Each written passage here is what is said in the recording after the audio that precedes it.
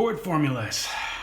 I've been asked recently to share my chord formulas and how I go about practicing my root notes identification on the fretboard.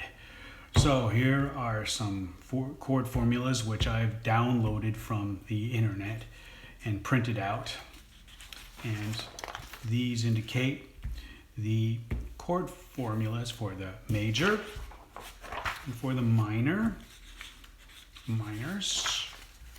dominant chords, and let's see, symmetrical, that's the diminished and augmented forms of chords, and some miscellaneous chords which can be figured out. Okay, but all that information can be downloaded from the internet, and also for musical theories, you can go to YouTube and go looking at how to figure out musical theory. That's a whole different thing. But for this intent and purpose, I'm going to go through my routine to practice how to identify or how to memorize or work out my root notes, or any notes basically on the fretboard.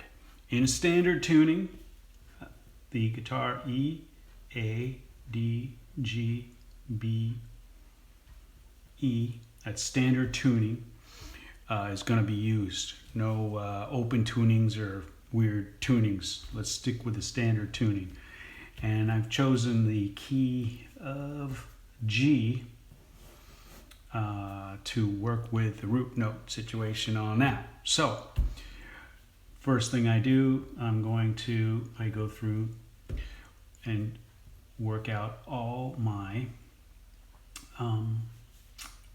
root note locations. And this is something that everyone should do in order to identify all the root notes instantly. Okay. This is how I go about it. And we should know all the positions, or all the locations of the root notes based on this pattern. And this system is the way I go about it is that there is definitely a system to method to the madness. Now, let me explain the theory behind this. Is that this pattern right here is the root notes. As we know that the G's are, the root note for the G is on the 3rd fret. The other location for the root note is on this string as well too, which forms a pattern.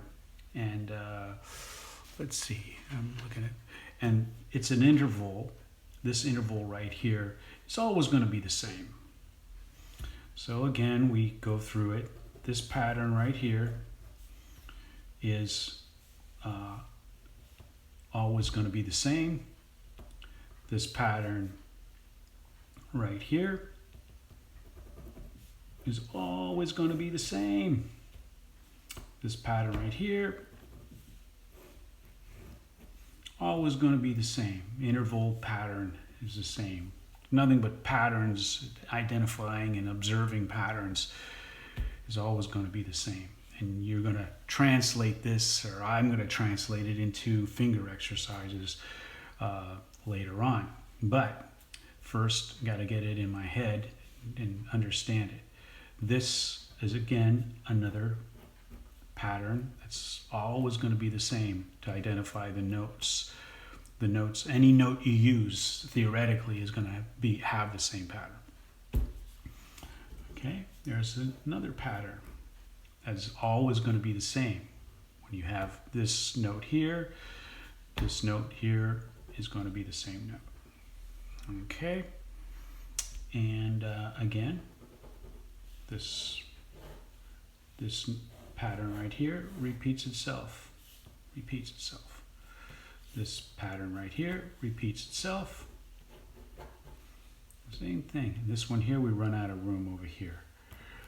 Since we're in G, we know that the open G, E, A, D, G, B, E, that pattern right here mimics this pattern this pattern here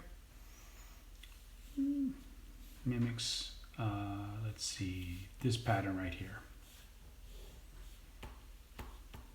Okay, and this works for any note on the guitar fretboard. Now if we want to do, let's take another key. What key are you in? Let's do A, the key of A. We know for a fact that the 5th fret of the guitar is an A. So we know immediately that we can identify 2 locations of the root note there. We can identify the root note here. We can identify the root note over here. We can identify the root note here because it follows this pattern in here. This pattern here, we can identify that pattern here. This pattern can be identified immediately as being this one. And we can verify with this pattern and this pattern right here. And this pattern here is the same as this one. So we know that this pattern, and we can see that this pattern is exactly the same thing. So we could actually know, we can actually work backwards. So from here, we know that this pattern is here. From here, from there, we should know. And then let's see, E, A, D, G, B, E. We have an open A here, which is a pattern right here. So it's a matter of recognizing patterns and recognizing the intervals that are on the guitar neck for each key. Now, like I said, any note can be, you can identify any note, of course, with this. We just so happen to be talking about root notes. Let's do another key. Let's do the key of E. E, okay? Well, we know right away that on the 12th fret and the open string here, we have all the E's that we can work with right here. Well, here's right there, first one, that's a root note right there.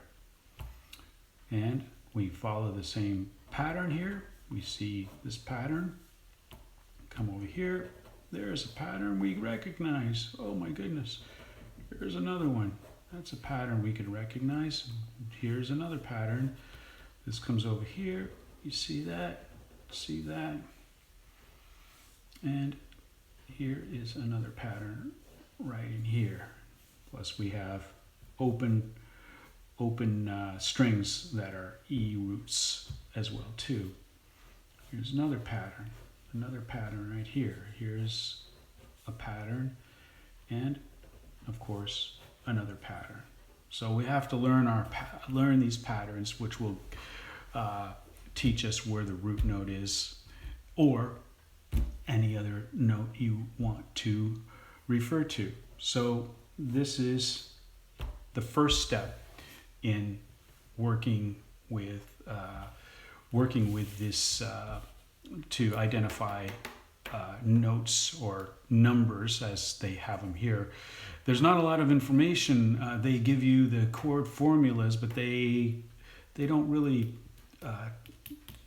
they don't associate this with I guess they might, but not when you start breaking it down. It's important to understand that you have to understand that you have to be in a certain key, and for you to create the chord correctly, you have to know what key it's in.